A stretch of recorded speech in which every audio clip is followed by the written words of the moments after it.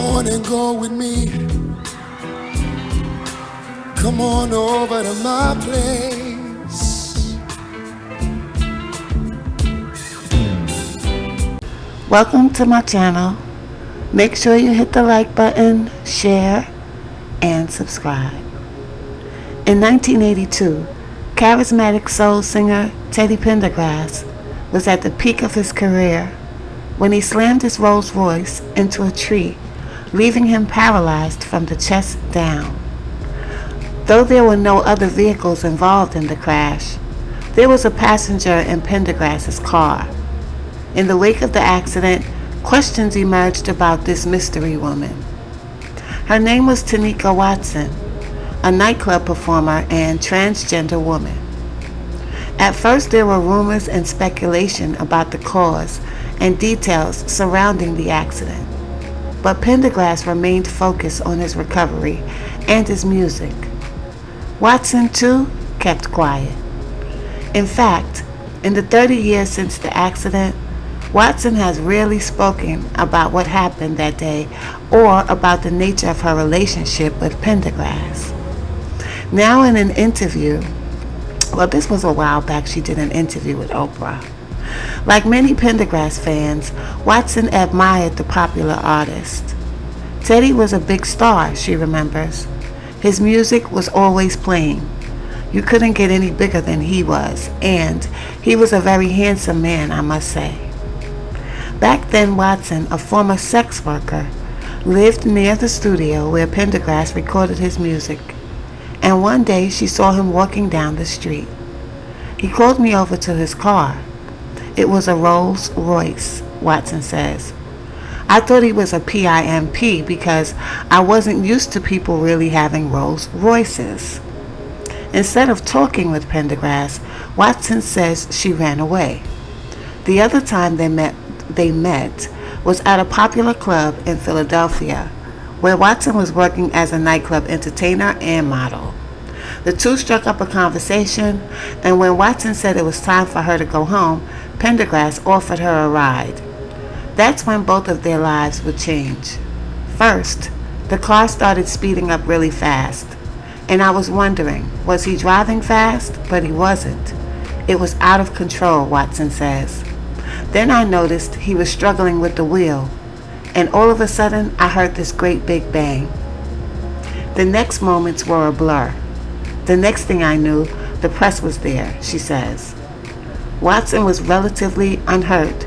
She had contusions and a chipped tooth, so she boarded the ambulance with Pendergrass and accompanied him to the hospital. She didn't stay, however, and only learned about Pendergrass's paralysis when it was reported in the newspapers. Soon after the accident, Watson tried to reach out to Pendergrass, but was unsuccessful. I went to the hospital where he was, and there was a woman there, she said. Well, you're not going to see him before his son does. And she caused this big scene, Watson says. I just left. 2 days after the accident, news broke of Watson's past, including the gender confirmation surgery she'd undergone 5 years prior. I don't think Teddy knew about my transition at all, she says today, and her multiple arrests for prostitution. In light of these facts, rumors swirled that Watson and Pendergrass were intimately involved during the moment of the crash. The hardest thing for me to read was for them to insinuate that there was an X act going on, she says. There wasn't. Watson was dropped by her modeling agency before her career could even get off the ground, and says that she was forced back into X work to support herself. She also became addicted to drugs.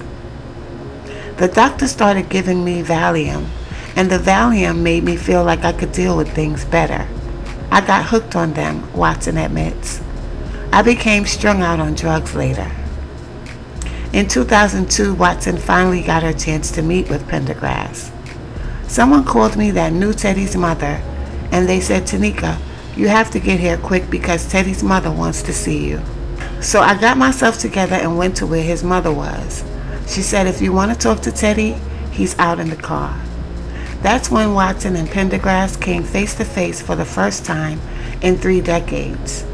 We didn't have much to say to each other, but it was the closure that I needed, she says. I had been through a lot, and I'm sure he had too. I was clean and sober, and I had me back. I had my strength back. Now this is the story rather, that we've been hearing for a long, long time, even since I was a child. I was a child actually when this accident happened, and we've all been hearing that story. But recently, there's a woman named Jaguar Wright who was in the industry. She was a singer, and she's been spilling her guts about certain things and giving details on things that had happened over the years. And she's been spilling details that most of us knew nothing about. This is what she had to say about this terrible crash that happened with Teddy Pendergrass. Teddy Pendergrass. Explain it. Everyone talks about his demise because it all began with the car accident and him with the transgender woman. Oh. On Lincoln Drive in Philadelphia. Anybody from Philly knows the curve. We know the exact curve. No different than in Dallas. They got the X marks the spot where Kennedy got popped. It's the same thing in Philly when it comes to the Teddy Pendergrass crash. And the part that I have a problem with, because I'm about to hurt a lot of people's feelings right now. But Philly's fucked all the shit, so maybe if we start telling the truth, some things can change. There were 3 people in that car, not 2. Uncle Teddy and the transgender woman was in the front seat, but there was another woman in the back seat. Her husband was an NBA star. Her husband's name was Julius Irving. Her name was Turquoise. And she was a disruptor behind the scenes for many years. She fucked over a lot of people for the labels. When they needed somebody tuned up, somebody done this, they called Turquoise. She's the one that brought the transgender woman, the cocaine, and the alcohol into that car. And when the crash happened, the Sixers made sure that a fixer came to get Turquoise out and make sure that her name never made it to the press. And instead, they left Teddy Pendergrass to look like he was just some wild freakazoid that had lost his mind. And he ended up in a wheelchair for the rest of his life. Wow. And yet, the person who was the facilitator has never been mentioned publicly until now. I'm sure you guys may have heard this over the years as well, but in the comments, there was a lot of people from Philly who also remembered the version of this story that Jaguar spoke about.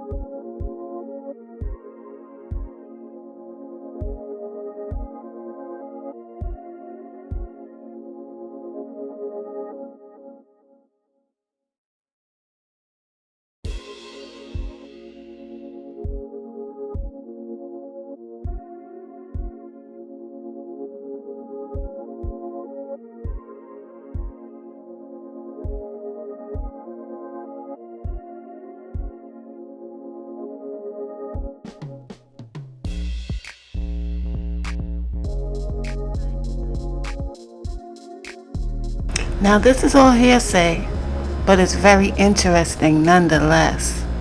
And lately, I've been hearing a lot of stories about people like this in the industry who are fixers and people that they send off when they want to make sure that, a certain occurrence happens. So I just found this to be very, very interesting. Let me know what you guys think in the comments. Peace and love.